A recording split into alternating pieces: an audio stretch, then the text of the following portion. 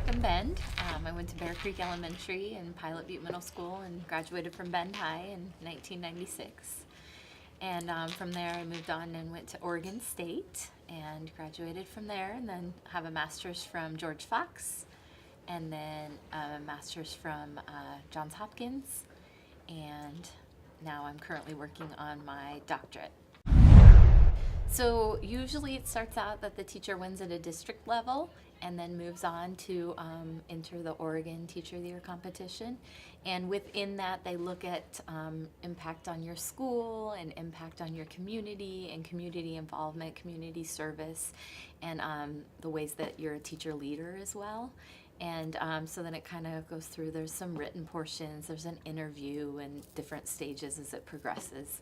And then eventually in the fall, they surprise the winner with an assembly.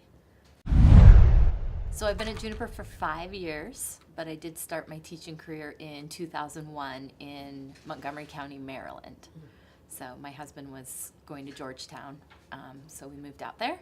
And so I worked out there for 6 years before coming back and working in Sun River for 4 years, and then staying home with babies, and then I've been here for 5. One of the things I like about this picture, my Nana, her name was Helen Logan, she started teaching at the age of 16. And this was her one-room schoolhouse, and half the town wanted it white and half the town wanted it red. So it's the famous checkered schoolhouse. And I like this because it reminds me of my Nana, but it also serves as that image of the constant flexibility and how we always have to compromise and make things work for the best of our students. And it's kind of just shown even in this era with the one-room schoolhouse, painting it checkerboard and keeping the community happy and making it unique and making it their own. So.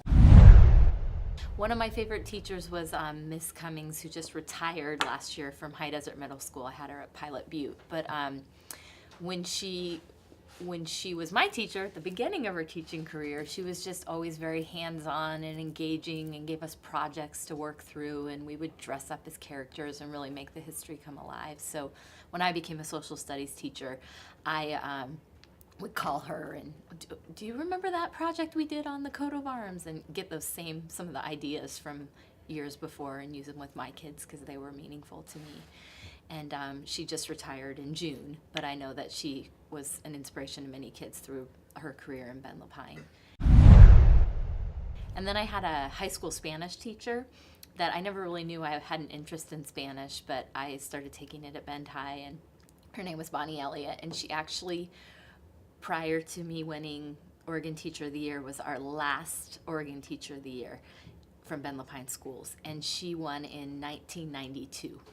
And I had her after that, 93 through 96 probably. And we never even knew she'd won anything like that. And so when I won this award and found that out, I was extra proud of her. But I always knew she was a great teacher and an inspiration. And she helped me through, encouraging me to go teach in Mexico during college, and kept in touch with me during my teaching career till she passed away a few years ago. But she was definitely just someone you knew you wanted to be like, and she was good and motivational and strict, but you learned a lot and she cared about you. So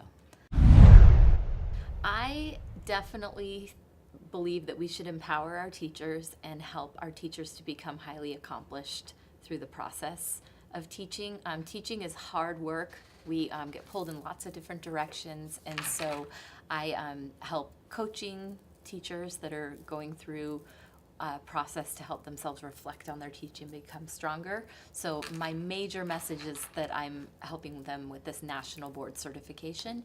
So I help throughout our state, and I have 16 candidates in Ben Lapine that I help kind of coach and mentor through the process. So my advice would be mainly to work hard at what you do, and we see that students that give it their best effort, use their strategies, work hard, are the ones that are successful. So it doesn't matter if it's something that's hard for you or comes easy to you, but if you give that effort and you work hard at it, you'll accomplish it. And that's something that at Juniper School we really try to empower our kids with, is like, we all have things we're good at. I'm not good at art, so when I draw something, I know that it can be worked on, and so showing them that kind of my weaknesses as well. But if I work at it and I practice and follow expectations and learn from it, then I can be successful. So we try to ingrain that in them at a young age, just that perseverance, and show them, celebrate success as you go through, because parts of school you're going to love and parts of school you're not going to like, but it's important to have a positive attitude and get through it, work hard through it. Like encourage your kids to read at home. That's the most essential thing. If kids learn to love to read when they're little and just read for enjoyment, then that's probably the best gift we can give them, because everything else they can learn from reading, or we can help the writing correlating with the reading, but just getting that reading going young and finding it enjoyable. So that's why I always tell the kids, no matter what you read, it doesn't matter if you like comic books or my own children really don't like to read chapter books, they'll call them, because they want to read everything about penguins and oceans and everything nonfiction. So just making sure that you have that available so that they can read what they like, and then eventually it'll change to different genres, but just that love of reading. Well, I think that more as technology becomes more readily available, we see more options for blended learning, or options where in the classroom you can do parts of it. Maybe they're reading online, or they're getting some information online, like watching a YouTube video to learn about the oceans and then turning it into a presentation. So using technology as a tool, but I definitely think that personal relationship with teachers and communication with classmates and collaborating with classmates is essential. So I'm hopeful that when technology is more readily available, and that we'll use it to help build interpersonal skills and critical thinking skills and problem solving, and not just rely on it as the sole way to educate.